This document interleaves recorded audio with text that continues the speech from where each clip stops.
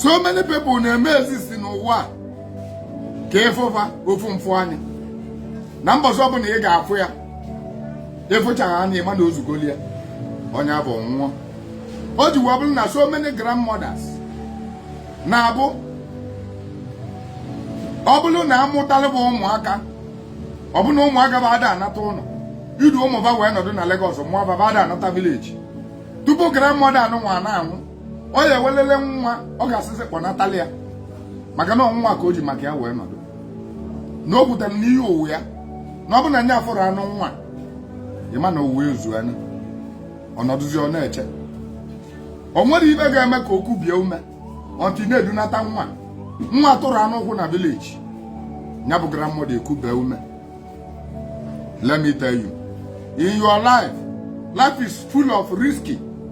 There are people nọ n'ụwa ga-abụ ọ bụ na ba nwa ịma na destiny ga-akọ otu ana ị ga na-ekpele your destiny help ekpele ka o bilie ogologo ndụ maka na destiny help nwa wee nwa ịma na ebe bịara ime n'ụwa na ọgwụna.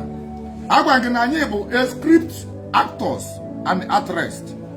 Edecheghị ihe anyị bịara ime n'ụwa decheche anya ede wee hand anya over to us. Anyị ebulu script wee na-akpaghalị anyị wee bịa n'ụwa anyị bịara act according to our script.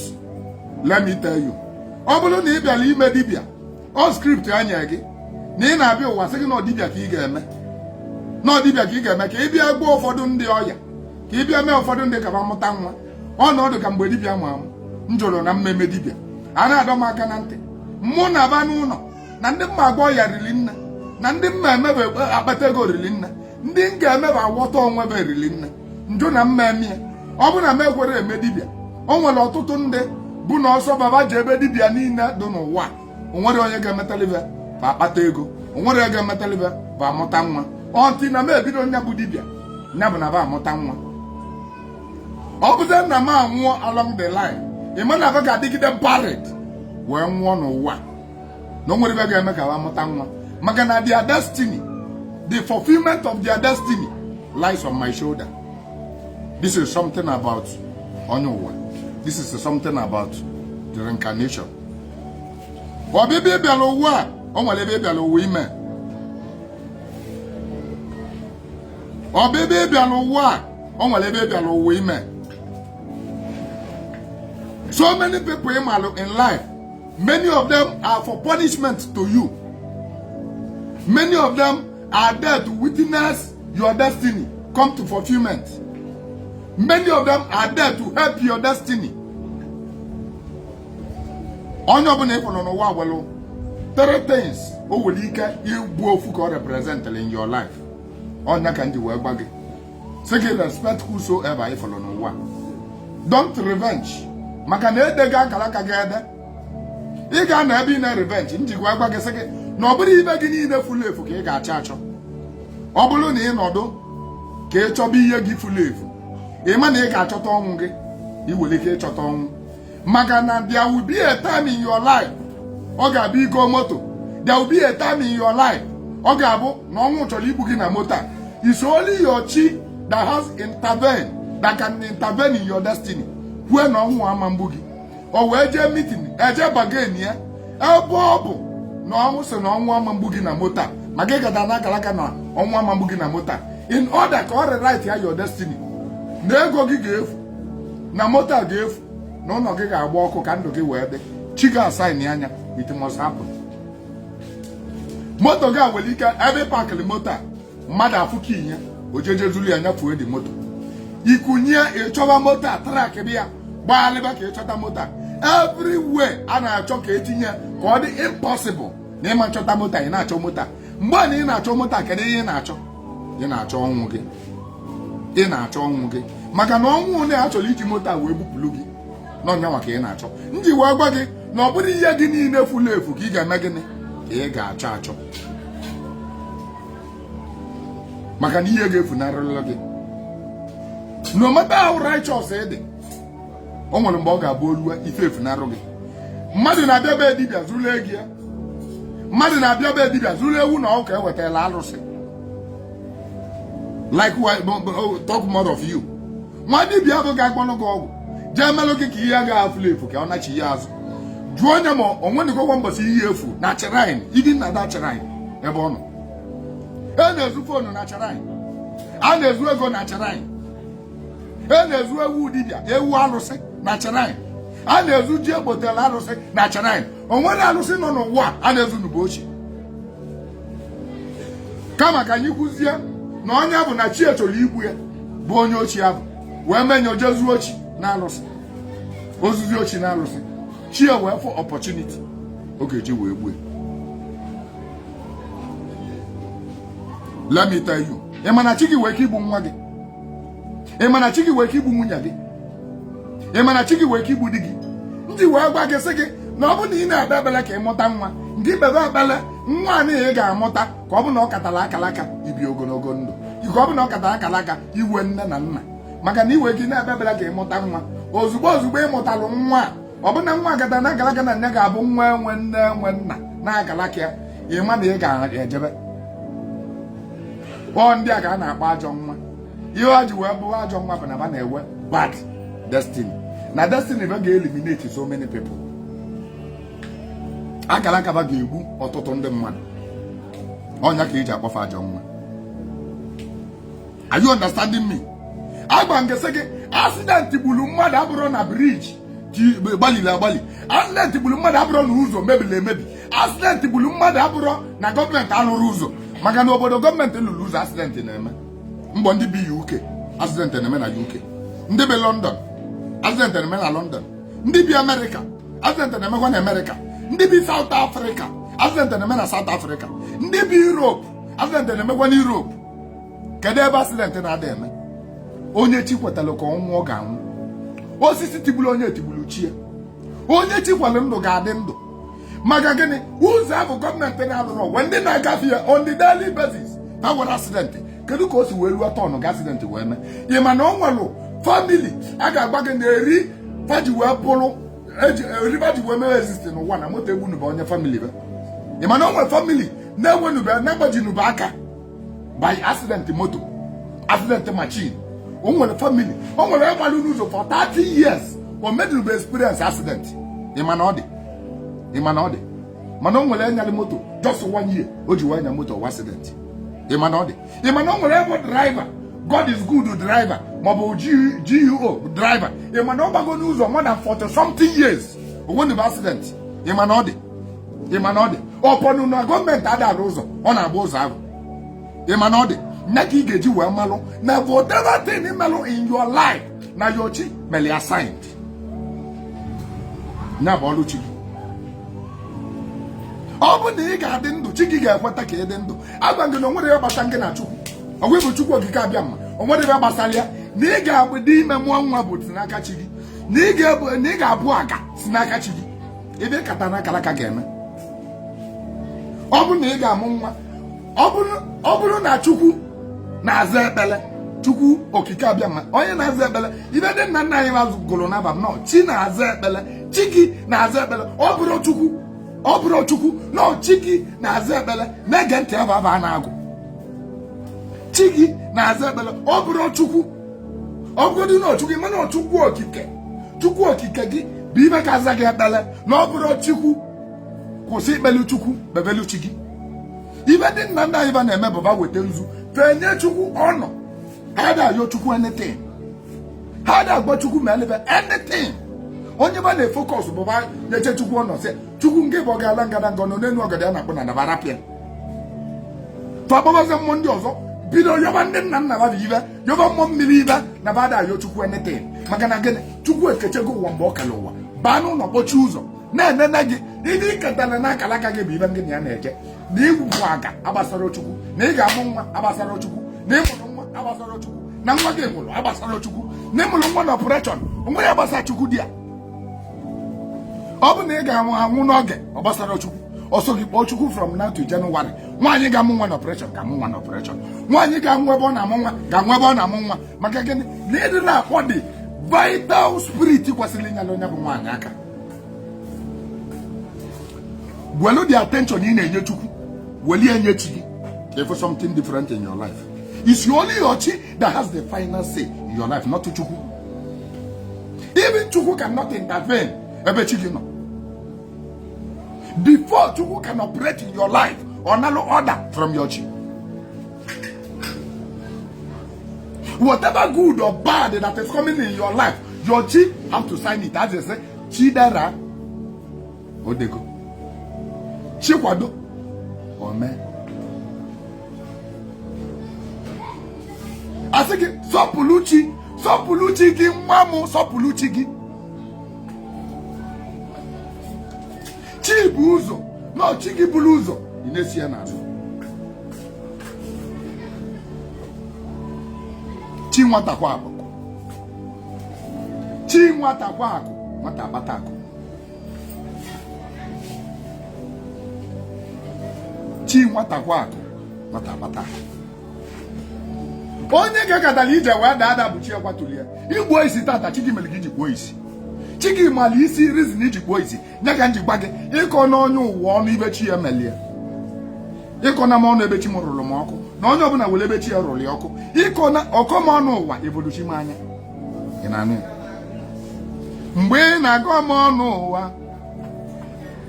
Enyi m, mgbe ị na-agọ m ọnụ ụwa. Ọgọ m ọnụ ụwa. Ogomono ụwa mo evoluchi manya. Ogomono ụwa mo ejoluchi ma jojo. Ejugochi ma jojo. Iji maka ya wee na-akọmọnụ ụwa. Ndị wee gba gị na be anyị bụ Igbo arịa m. Na o nwere ofu onye be anyị onye ezi afọ. Nwunye ya bụ ofu ama. Nwunye onye nke a mụrụ nwa wee mụọ ogbi. Onye ogbi. Ọ mụrụ ogbi na-abụ. Nwunye ya mụrụ mụọ ogbi na-abụ. Mmụ ya na-abụ wee bụrụ ogbi. Onye nke ọzọ ba wee jebe ha jere ịṅụ mmanya.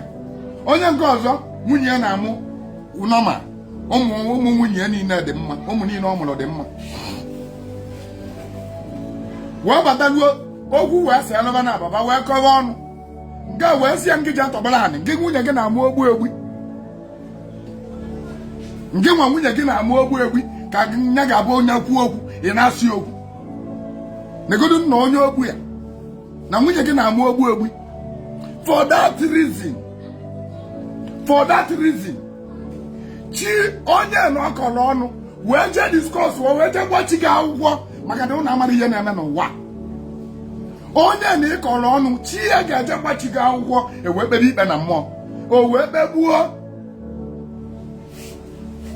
ewesisi obi afọ ebe ọ bụ na onye a kọrọ onye anụnwa ọnụ na nwunye mụrụ ogbi mgba nezie anya nezie ibe melụnụ ka a kọsịrị ọnụ a nke aka na-abụ nwunye onye nke na-amụ ogbi tụrụ ime wee mụzie nke na-ekwuzi okwu. Onye nke ọzọ nwunye tụrụ ime wee mụọ ogbi mụọ ejima ọ bụrụ ogbi na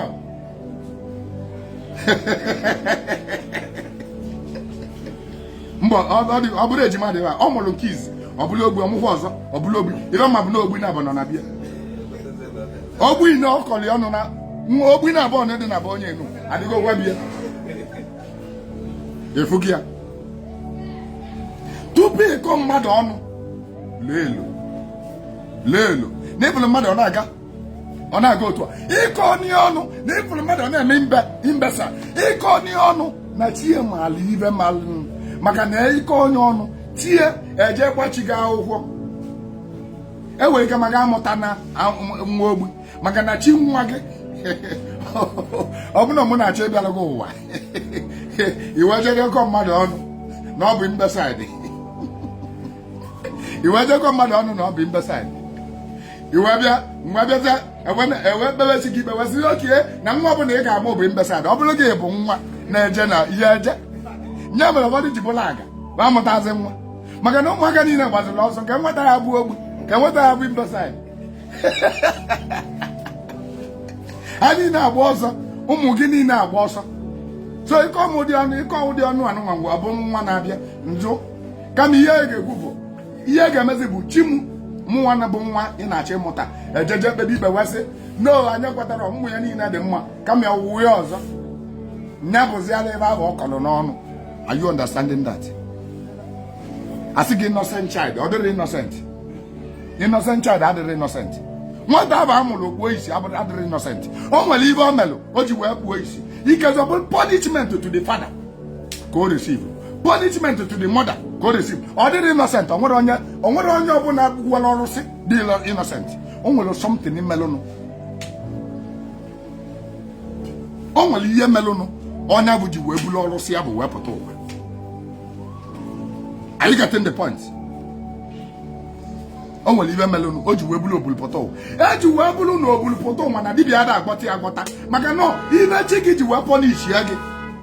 Then agwara m gị previously gba gị na o nwere ndị bịa n'ụwa mana mgbe chi gị kwuru na ị ga-eji wee taa ahụhụ iri meta n'ụwa gị nke ọzọ erube na mgbe abụ chi gị ga-eji wee taa gị ahụhụ ahụ olube arapụ gị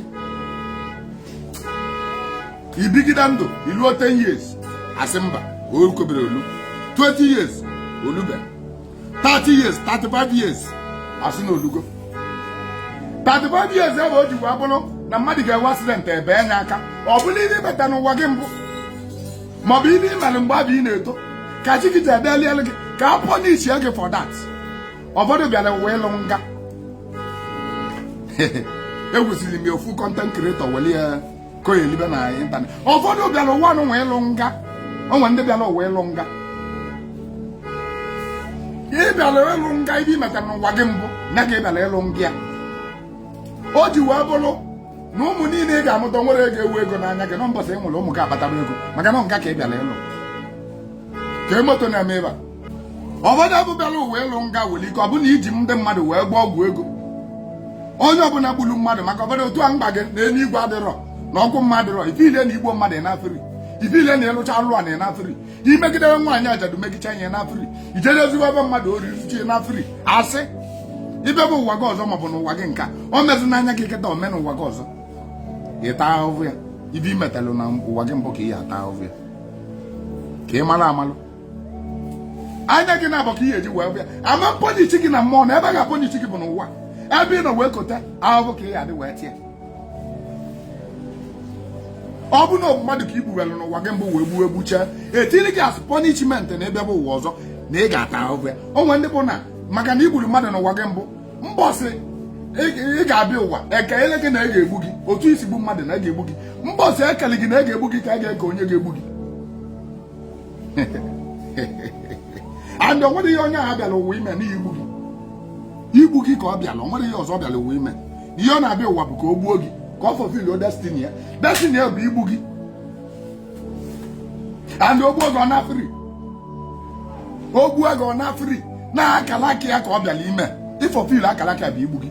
Weda ma onye eji ọgwụ wee gbu gị nya mazi, weda ma ọ ga-eji mmasị gbuo gị nya mazi, weda ma ọ ga-eji nke a mee gị nya mazi. Mbọsị ọ bụrụ na eke gị ekecha gị wee gada galaga a ga-egbu gị iwe gwo na a ga-egbu gị at the year of your 25 years. Asị oke mgbaka onye ga-egbu gị isi oke mgbe onye agbụgbue m ị ga-egbu ya.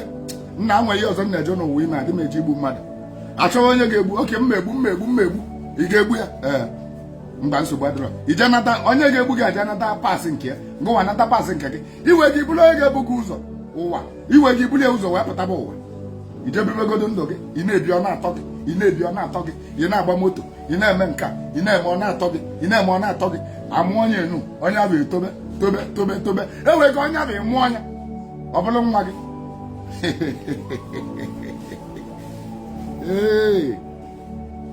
Ebe anyị na-eche bụ time.